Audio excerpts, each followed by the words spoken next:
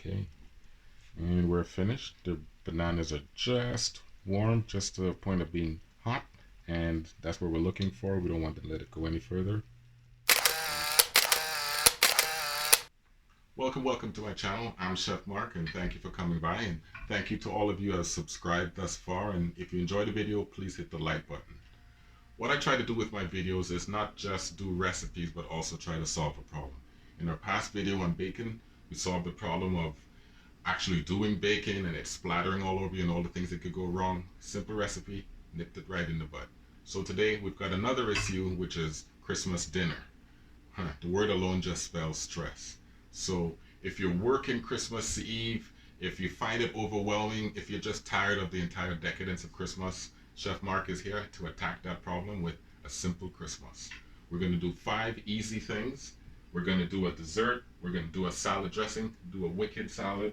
We're going to do some rice, a little rice pilaf, some roast chicken, and a little lentil peas to go on the side of it.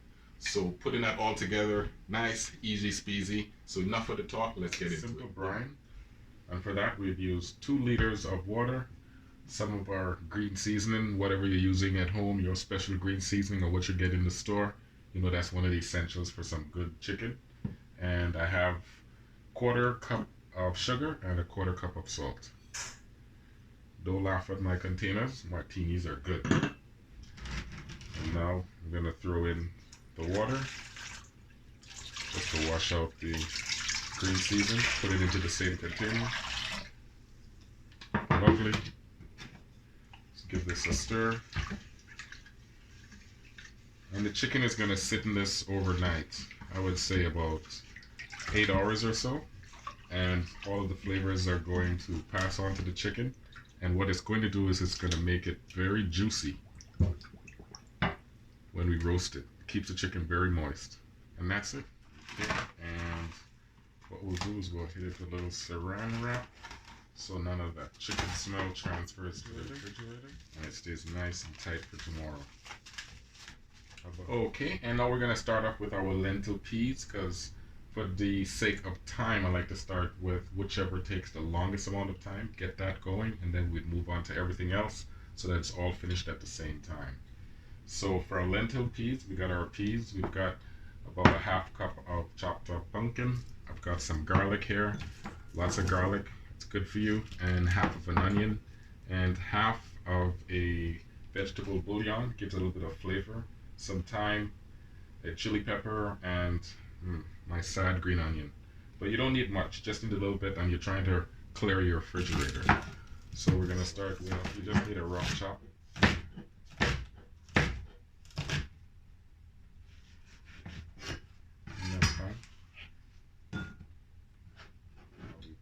Garlic. One quickest way, just get them out their jackets. And it's just a little pinch. Always good to have a bowl nearby for all of your refuse. That's what I'm tossing everything into. And there we go. And just give the garlic a rough chop. Making things simple, so we're not going overboard. For the Thai chili, I like to give it just a little cut so that the good stuff will come out of it. And our side green onion, just a rough chop. Oh, and one last thing also too, very important, the lentil peas, I had them soaking overnight. So this is the stage before the stage. It's really good. And it softens up the lentils and makes them perfect for the cooking process. So I'm just going to strain these off and get it on. Go. I'm going to start with our olive oil. 1, 2, 3. Say 3 tablespoons. I'm going to make sure we've got a good heat, medium high. Don't worry about if it's a little bit extra olive oil, that's good.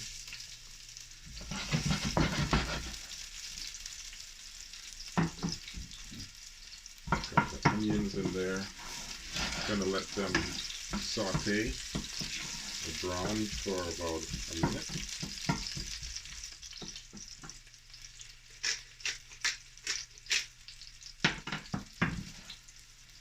throw that pepper in there now. If there is a way to do them and it's tasty, that's the way to live. I like to throw in a little bit of thyme and to put it in, go against the grain.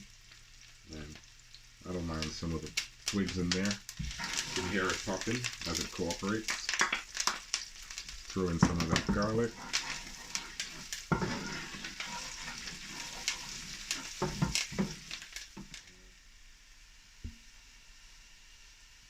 Lentil peas.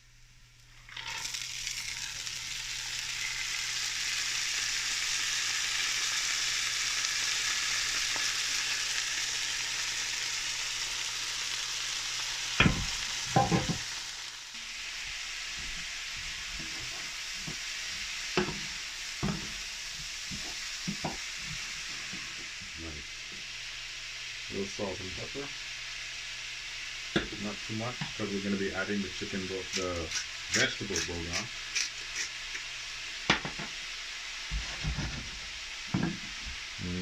Putting that bouillon before we forget, because I've forgotten before. And stirring that pumpkin so we don't forget. We're all about trying to get everything done so we can get out of the kitchen and do something else. So I'm going to put that in there, and we're going to add some liquid to it in a couple of minutes.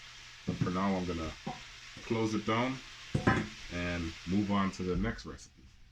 Okay, so let's move on to the salad dressing. So got our peas moved in here. And put in a cup of water.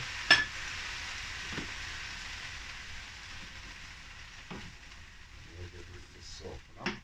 And I didn't mention before, this was 3 cups of lentil peas. It's a bit much, but lentil peas is a thing that it's always good to make extra because it's good for a couple more days for breakfast or for just a snack in the middle of the day. I think I'm going to add another cup of water.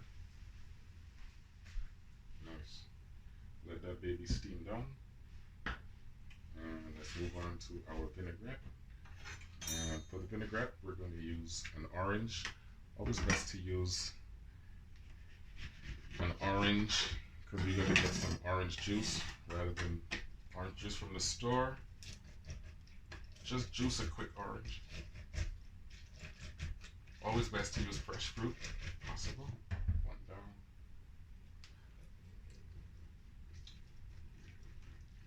And volume wise,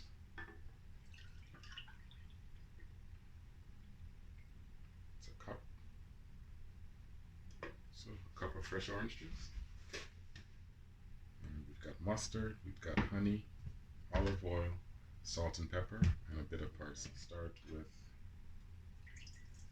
the orange juice.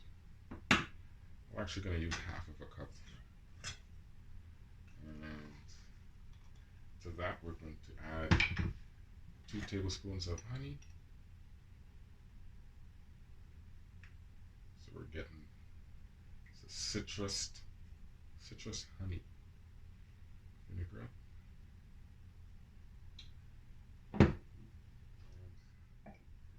Just a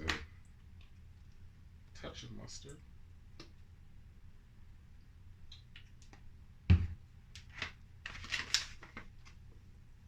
Parsley, dry parsley, a little salt. That's about a 1/4 teaspoon, if that. And the same with black pepper.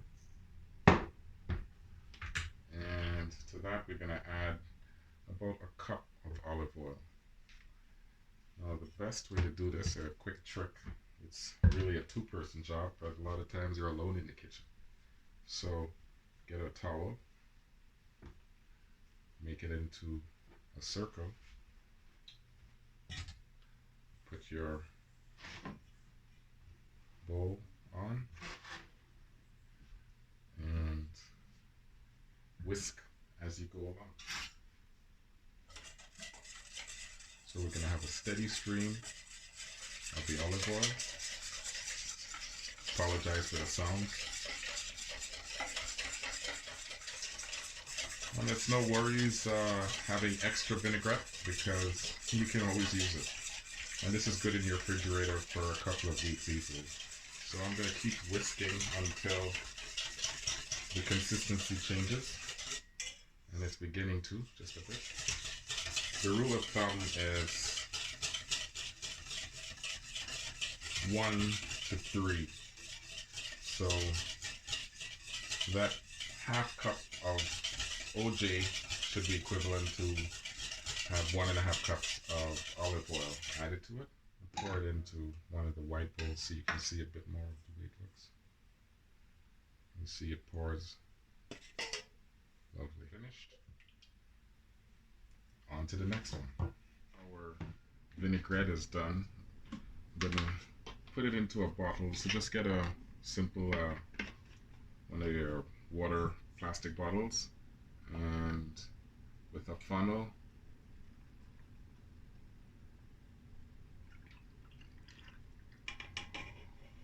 that's beautiful.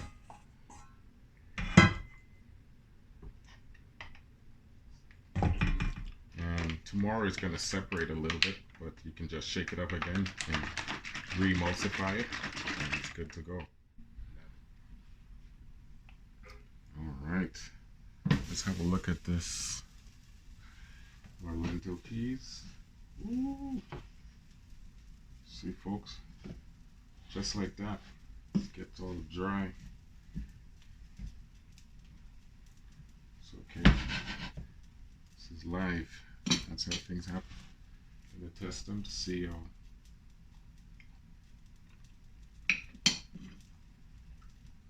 Nice. Everything is soft. So what I'm gonna do, give it just a little more liquid. Touch, just a touch. And some butter. Give it about a quarter cup. And some olive oil. Okay, and some olive oil. I would say about another tablespoon.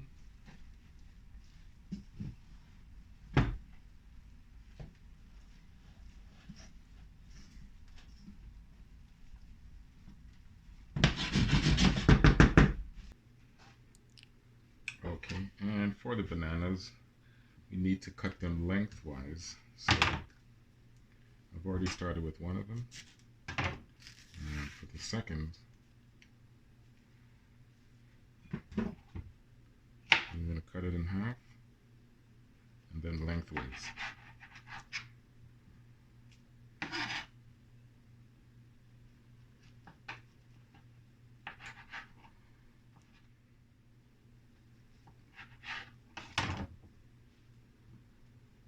Okay, we've got everything that we need to make our dessert, and let's get it on. Okay, and here we go. So we're going to start with I would say a low, just below medium. So maybe about a 4 or 5. We don't want it to be too hot. Otherwise the butter is going to burn. And we're going to put in our brown sugar. And that was a half cup of butter. And this is 3/4 cups of brown sugar.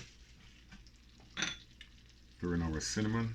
That was 1/4 teaspoon. And our vanilla, which was 1.5 teaspoons. So we're going to let this sugar dissolve. This is an important stage because we want to make sure that that sugar is properly dissolved and it's not grainy. So that's why we started with a low fire, so everything can be done at the right time, in the right time. Oh, beautiful.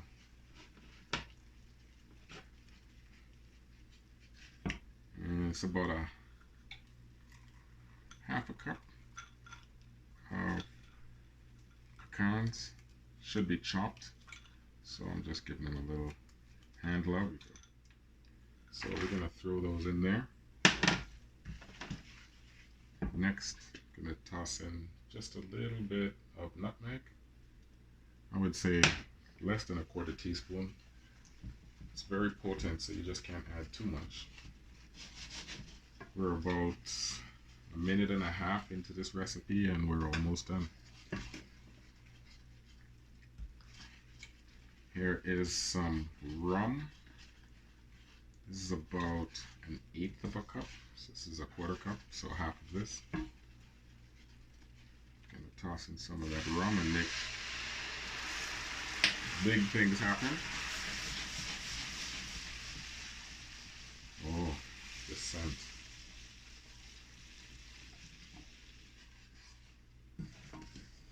And what this would be for would be to drizzle over some ice cream. So it's going to be the ultimate dessert. Some vanilla ice cream, couple scoops, and we toss this over it, and it's all over. You are going to enjoy, and so will the family and friends. So it's been about a minute. See, it's bubbling sort of like lava. That's perfect now for us to add our bananas.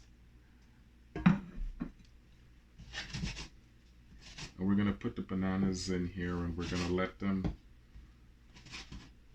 not go for too long, perhaps just about a minute, minute and a half, because we just want them to warm. We want them to get hot, but not to cook, because at that point they'll get mushy and that is not what we want. And that's it. We don't want it to go too long because it will mush and it's going to turn into something a little bit embarrassing.